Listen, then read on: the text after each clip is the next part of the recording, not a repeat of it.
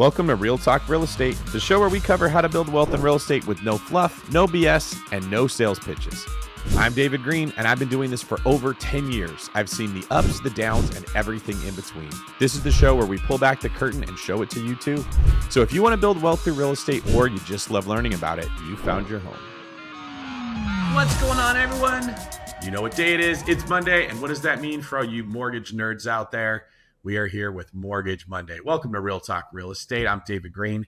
He's Christian Bachelor, and we're two of the nerdiest real estate investors that you'll ever meet. Here with some finally good news. If you're a real estate investor, if you're a real estate owner, if you're someone who's just peering through the window of the real estate shop, trying to see what's it like on the other side, well, first off, welcome. We're glad you're here. Please keep coming and please subscribe to the show if you haven't already done so. But we finally got some good news after years of being kicked in the teeth with nothing but mostly bad news to share. We've got some good news. Now, if you're somebody who loves the economy and wants it to do well, you're going to be happy today. Inflation numbers are in, and by however they're measuring them, they look pretty healthy. And what that means is that the Fed can finally lower interest rates without worrying that prices are going to skyrocket. Now, I'm not going to sit here and pretend that a bald man in a t-shirt like me really understands how tariffs affected this, how international trade affected this, what's going on. I don't know for sure. We can theorize on it, but it doesn't really matter. Here's what does matter. Mortgage rates are probably going to be coming down. We're going to be sharing an article of Scott Bessent urging Jerome Powell, the head of the Fed, to lower rates by 150 basis points. Christian, can you please define what a basis point is for all the people out there that are listening to this and they hear about it at cocktail parties, but they don't know what anyone's saying? Yeah, a BIP is 100th of a percent. So 100 bips is 1%, right? So when you hear dropping rates by 150 bips, it's super fancy jargon of just saying 1.5% on the federal funds rate, right? That's it. I think we're exactly between right. 4.25 and 4.5 right now. That would come down to close to 3, right? If we were at 4.25. But what are we at right now today? I believe the federal funds rate. Let me check that for you. Maybe you can cut this editor and just snip to where I actually have the answer. No, don't cut this at all. Guys, this is what happens when you're a high C on the DISC profile, like Christian is, who is an engineer, and everything has to be perfect. You're like, That's what are fair. rates? And he can't say 6.75 because what if they were 6.767? Yeah. So here we go, getting the most detailed description ever, Christian. That's right. The federal funds rate, I was right, 4.25 to 4.5. Obviously, that's not where mortgage rates are. Mortgage rates typically have a 1.5 to 2% spread on that, which is why we see rates in the 6s right now. But the federal fund rate target range is 4.25 to 4.5 right now. So I was asking you if you can tell our listeners where mortgage rates are if you just want a conventional primary residence. Yeah, 6.5 to 7. Okay, so we're around 6.5. Well, good work, man. I'm proud of you. You have an amazing haircut today. You gave me a ballpark figure that works for everybody. You're making such progress. I'm sorry, here. You're right. 6.473. No, I'm kidding. So we're sitting at 6.5 to 7, and if we get a 150 point basis drop, that would bring you down to about 5 to 5.5% for. Did I do the math right there? 6.5, 150 points would take you to 5. Yes. Yep. Now, we haven't got that 150 point basis drop. This is what the Trump administration is asking the Fed to do. I don't think that the Fed, just from my experience, sometimes we got to spitball this stuff. They don't have the cojones to make a move that big. They tend to move kind of like an inchworm, just little bits up, little bits down. Maybe you get a whole bunch of little bits down in a row that could eventually get us there, but it probably wouldn't happen under this commissioner. Again, you guys have your own opinions. Let us know in the comments if you think that I'm way off with this. I'm okay being way off as long as my heart's in the right place, and I'm being honest with everybody. But we have already seen rates come down a little bit in anticipation that the Fed is going to lower rates. Now, this is something that we want to share with everybody because it's a common misconception that people think when the Fed drops rates that then mortgage rates immediately drop, or vice versa. When the Fed raises them, that mortgage rates then raise. That's not how this works. The people that sell mortgages, the people that sell bonds, they're pretty smart.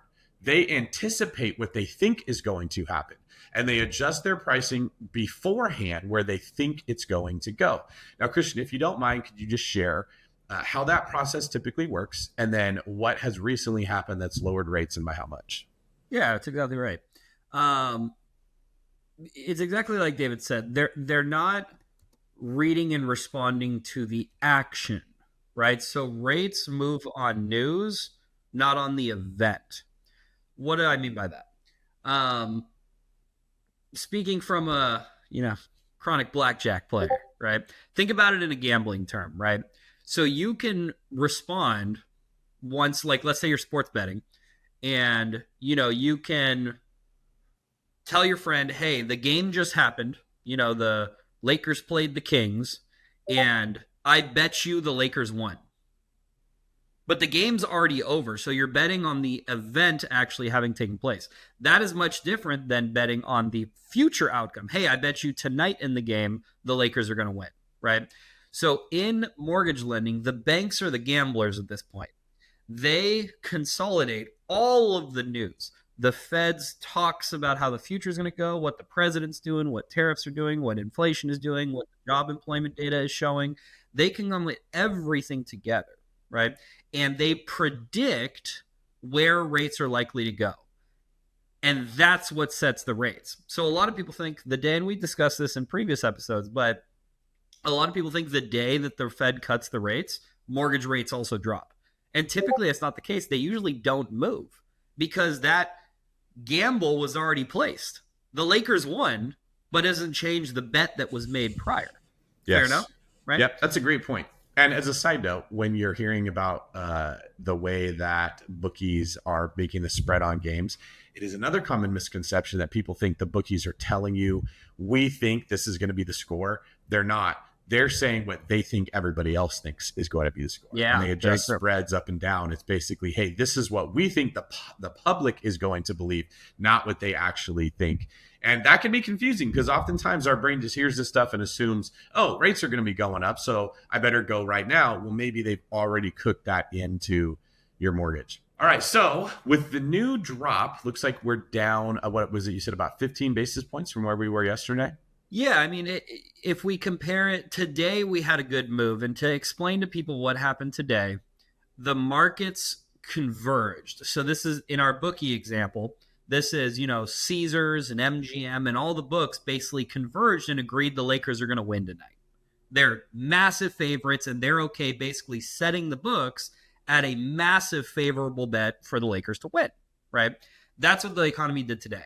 All of these kind of market makers and, all the hedge funds and everybody who kind of set these determinations in place decided that they pretty much are pricing in a 100% chance of the Fed dropping the rates by at least a quarter in September. That's good.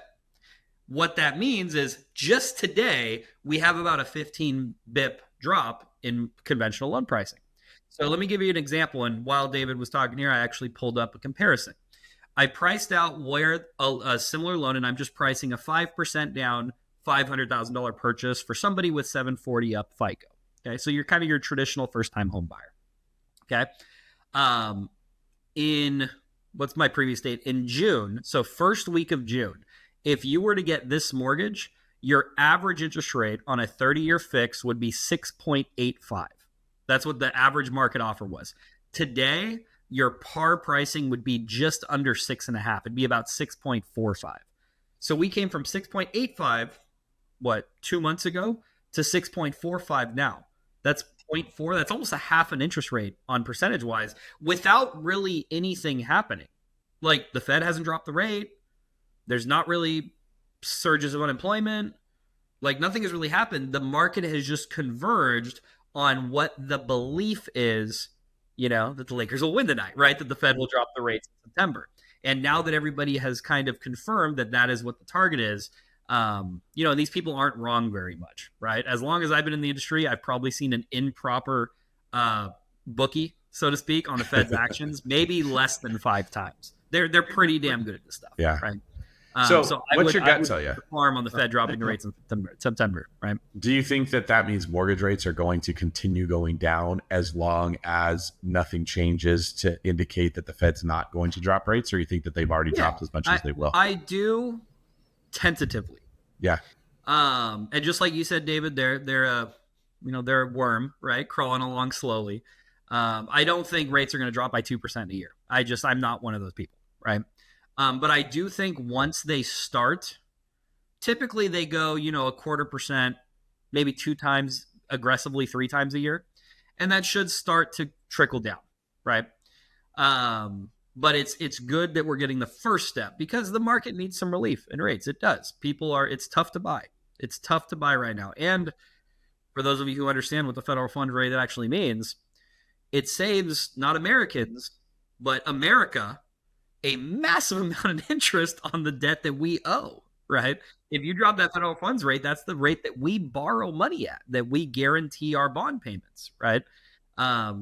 We need savings on that because that's kind of what has such the majority of the impact on our ballooning national debt, right? I will admit I'm on record in previous podcasts.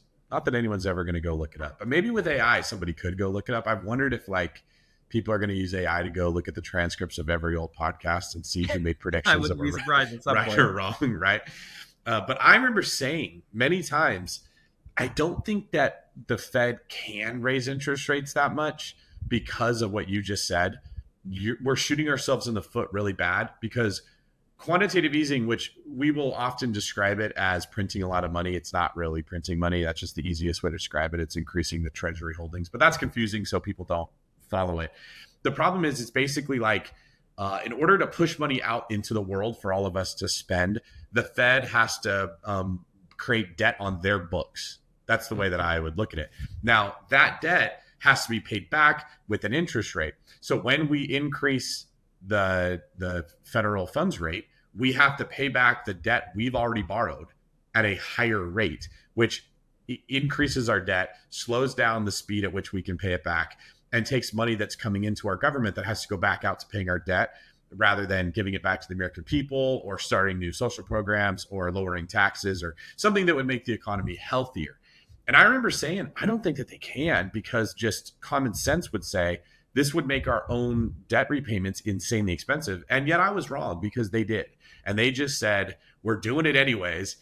Screw it. We're going live. And they just said, we're raising it. And it's made it very difficult for us to pay back the national debt. A lot of people are really concerned about this, but it happened. So like you said, Christian, it would really help us if we could get that Fed funds rate lower. And for those that are worried about this making real estate more expensive, I don't know that it's going to I don't think it's lighting on fire again. Just because, this is my 2 cents here, people don't want to buy real estate unless they feel like they have a stable source of income and even disposable income. Because when you buy real estate, you don't just have a mortgage and insurance. You're also having maintenance. You're also having a degree of, how do we want to call this? You're locked in. There's a commitment to this. It's a big responsibility that you're going to buy that property. And when people don't feel like their job is safe, they don't feel like they have disposable income, maybe they're already in a lot of consumer debt or they have uncertainty and insecurity in their lives, they don't want to go take out a mortgage. It's basically only the people in a really financially strong position that want to buy real estate when the overall economy is poor. When the overall economy is healthy, like it was the last 10 years, mostly because we shot it up with drugs through all the stimulus, everybody feels healthy. Yeah, that's a great point. Yes.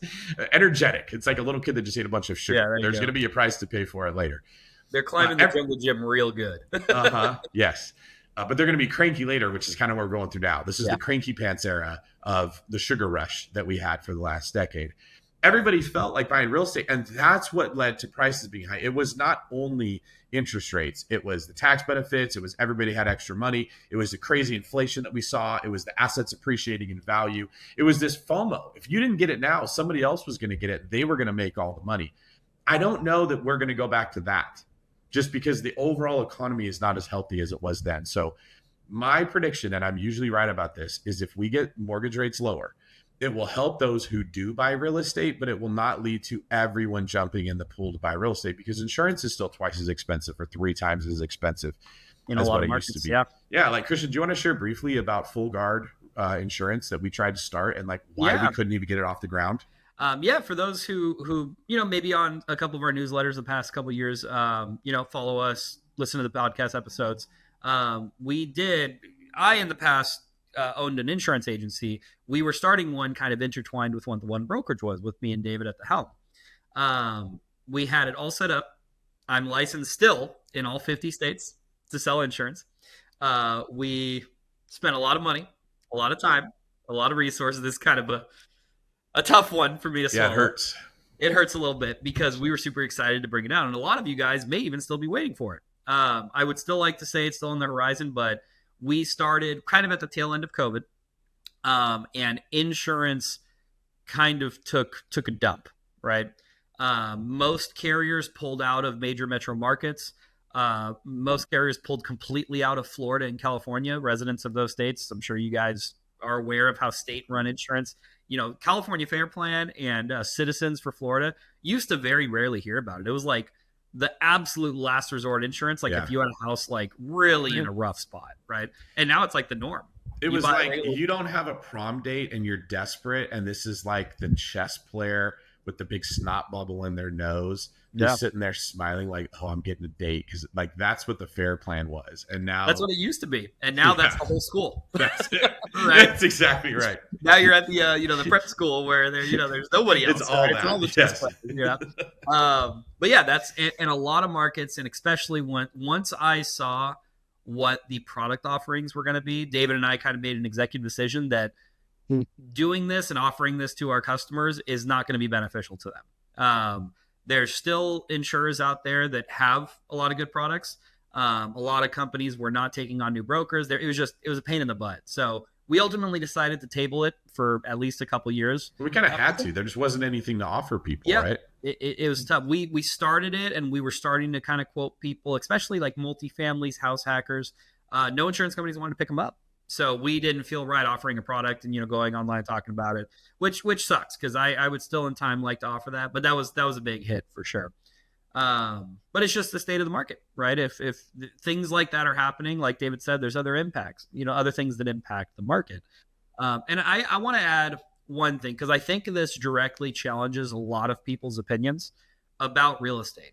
And, every real estate agent may hate me for saying this, every, salesperson, maybe even loan officers, but a lot of people, the marry the rate, date the rate, marry the house people, right? You better buy now, because once rates come down, prices are going to skyrocket. I kind of like where David's coming from here, because we can see in immediate history here, we had market rates at 2% and 3% during COVID, and rates got as high as tripling, right? Primary residence rates capped out at like high 8%. Like we got up there, believe it or not. I know we're in the 6s again now, like that's some relief, but rates got into the 8s for a primary residence temporarily there. Real estate did not crash. And the same people telling you that rates dropping will skyrocket the industry were the same people saying that if rates triple, the market will crash. It didn't. Yeah, that's right. And the reason why is because you had other factors at play. You had supply and demand. There weren't enough houses. There were still people qualifying. Jobs were still strong. Unemployment was still low, right? And now I have an opinion kind of on the counter, where in very similar thinking of what you said, David, and I want to challenge our listeners to think about this. Common sense says if rates drop, prices become more affordable, more people qualify, prices should go up. That's common sense. However, there is such a massive amount of people who are locked into low interest rates right now, who own real estate, and they will not sell because they have a 2% and a 3% rate. And they will not move into a new mortgage at a 6 or 7%. They just won't do it. Number one, maybe they can't, they don't qualify. But number two, they just can't financially justify it. The further we squeeze that margin, once we get to 5, maybe 4, then those 2% and 3% say, oh, I'd move going from a 3.25% to a 4. That's not that bad. Or a 3.25% to a 4.5, and they can tolerate that much better. What that does is it frees up this locked down, subsection of real estate that, as it stands right now, has just been taken. It's been like thrown into a black hole. David and I talk about it all the time. When like BlackRock buys a house, it never goes for sale. It's like you dump that house into a black hole. It's gone forever. It'll never hit the market again, right? That's these people who are locked in at 2.5%. That's how it is. The more and more those people free up their flexibility to list, that will help offset the supply-demand dilemma. So rates coming down may increase inventory, actually having a reverse effect on what you think will happen, which is prices skyrocketing. So keep that in mind, right? There's never just one thing that determines where real estate goes. It's a whole collection. It's the whole story. Just like rates tripling did not tank the market. It slowed demand, but it didn't deplete it completely, right? Because there were other factors at play. The same thing happens when they go down. Don't just see the positives. Think about the whole story. That's what I challenge our listeners to make sure they keep in mind. I love that. Low rates were absolutely a part of what fueled it. Like we said earlier, there was low rates. In my opinion, quantitative easing had way more to do with it than just low interest rates. There was nowhere else to put your money. Like there was no other asset classes. What are you going to go invest in that would do anything close to what real estate was doing? There was a lack of supply. There was a very strong economy where everybody was working and everyone was making money. People were getting raises all the time. There was massive tax advantages, and tax advantages are even more important when you're making more money, which most people were. Then we had a short-term rental boom because everybody was traveling, especially during the COVID situation where they wanted to go somewhere. That was like the perfect storm of goodness. And then in true Fed fashion, they absolutely took a turd in the punch bowl and had the perfect storm of badness where insurance rates skyrocketed. They increased rates from the 3s to the 8s. What else happened there? Everybody started getting laid off. They stopped printing money super quickly. We had all this uncertainty about who the president was going to be. The COVID stuff wore off and people didn't really want to go back to work. Like it just went from breakneck, crazy, hottest market you could have to almost the opposite of that in like a month. It was wild. And you wouldn't think that an asset class as stable as real estate would have these big swings. And to your point, it didn't have a huge big swing. The amount of transactions that were happening did indeed slow down by a severe amount, but the value of those assets did not slow down. So I think the ironic thing here is if you bought real estate and held it, you did pretty much fine. But if you made your living from real estate, you took it in the shorts. Those people got hammered, right? If you quit your job and you're like, I want to be a full-time flipper. I want to have a wholesale business. I want to be a big shot on Instagram. And I want to go around telling everybody about how I'm scaling a portfolio. I want to have a information course where I sell an expensive course that teaches people how to invest. Even some of the professionals like real estate agents or escrow officers or mortgage officers, they all got pounded because less transactions were happening. But the people that just stayed the course, worked their W-2, did a good job, slowly invested their money, made good decisions, didn't get caught up in the FOMO of, well, they're doing more than me and I got to do more than what they're doing. Those people are doing great. Their investments might be down some. They'll come back when the economy comes back. Real estate showed that it is very, very resilient. But making money through real estate show that is the opposite of that. It is very hot and cold. It's feast or famine. Yeah, and that's one of the reasons. NAR lawsuit thrown in there. I forgot about that. Yep, you had a lot of lawsuit that doubled down on it, right? Absolutely. And so that's why we give the advice that you're not racing against everyone else. You don't need to compete with what everyone does.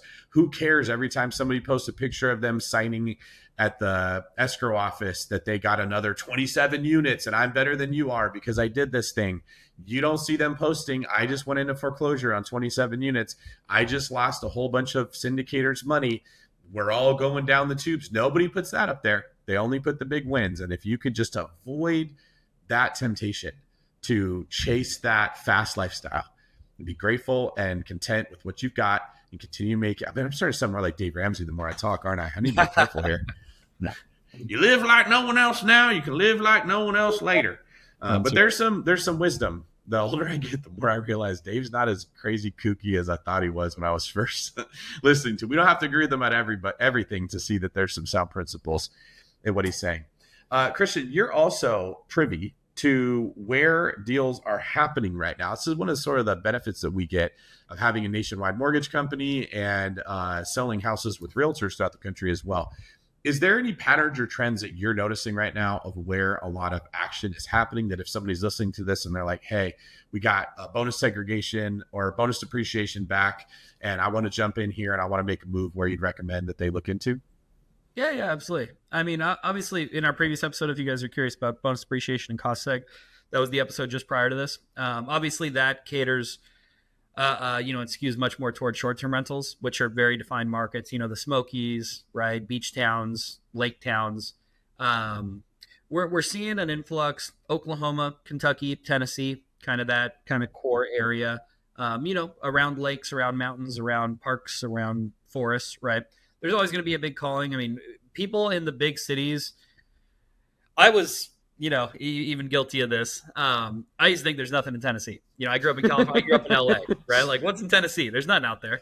And then you go to Nashville, and you're like, oh, there's like buildings here, right? Yeah. Which sounds hilarious, obviously, now being an adult. But when I was a kid, I was like, there's nothing in Kentucky, right? So we see a lot of kind of those that open your eyes a little bit to more markets. We're actually seeing a surge of interest in the Pacific Northwest. So Oregon. Well, I think there's been like an opportunity there where before, good luck, you're not getting in at all. This slowdown just opened up doors that now people are walking into. 100%. Yeah. Oregon, Washington, even parts of Idaho, Northern California. There's opportunities there, right?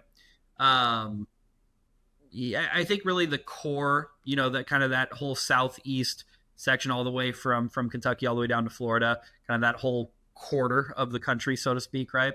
A lot of opportunity there. We always have a lot of business in Texas and Ohio because those are just markets that provide opportunities, right? Texas and more of the tertiary markets in Ohio. Everybody wants to invest in Columbus and Cleveland for cash flow, right? But something that I've been cautiously optimistic of seeing an increase in is we, at least personally at the One Brokerage, have gotten a bump back kind of where we started towards house hackers.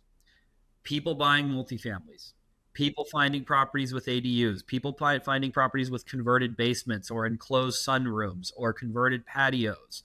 It just, I think whenever things get tougher, people always go back to the fundamentals. And if you look at every single investment strategy in real estate specifically, but even outside of real estate, there's nothing that limits risk more than house hacking. Like, there's just not. You decrease your living expenses. You get a rental. You can take advantage of the rental benefits that you get, whether it's tax incentives or whatever. And you have to sacrifice a little bit of comfort.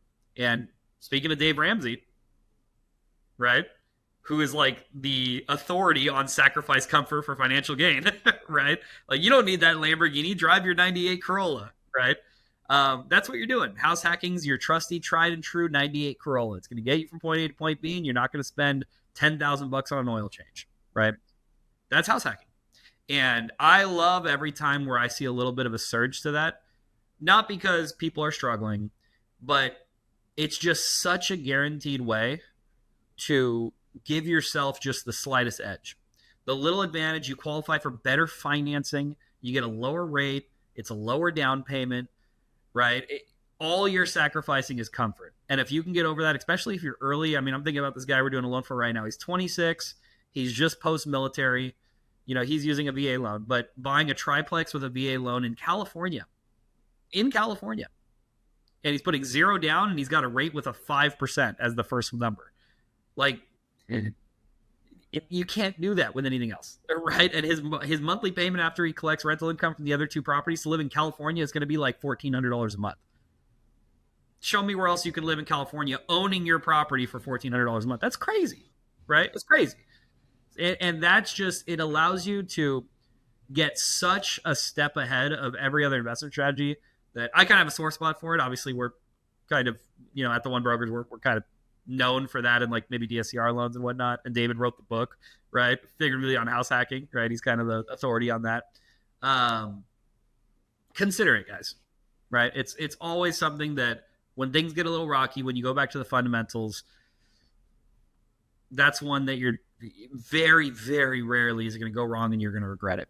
Yeah. I mean, if people just did that, they didn't get caught up in all the hype, they're the ones in the best position right now. There's the people chasing all the glitz. Yep. Yeah. The sneaky rental tactic. That's what we call it. Down. The sneaky rental. That's right. You can build a portfolio buying one property a year, putting 3 to 5% down.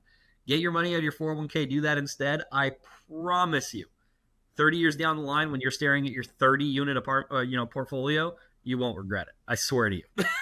It's as fundamental as it gets. All right, folks. So we are hyped, as you can tell, to finally bring you some good news in housing. If you want to reach out to me and let me know what you think, ask a question, get connected with somebody, get connected with the loan officer, figure out where you want to invest, anything I can do. DavidGreene24.com. Use the chat feature. People will frequently say, is this really David or is this a bot? It's me. I promise. I'm actually looking at that to answer your questions. If you're listening to the David Greene Show, I'm here for you. Now, Christian, how can people get a hold of you?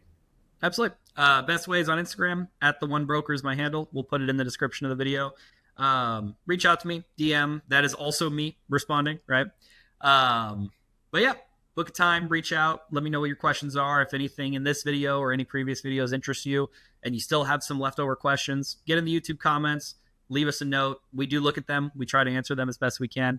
And ultimately book a call with me. It's free. I don't charge you anything, right? Get with me, get a consultation. We'll think up a strategy that helps you get ahead in your investing journey.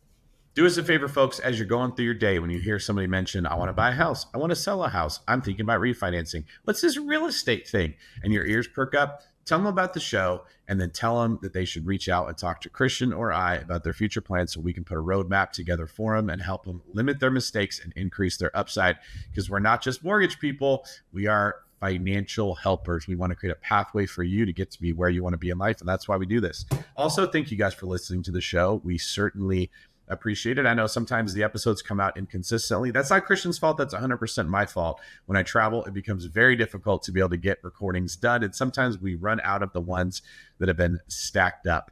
But if you guys want to see what I've been up to in my travels, follow me on Instagram @DavidGreene24, and you can follow him on Instagram @the_one_broker. We'll see you guys next week on Mortgage Monday.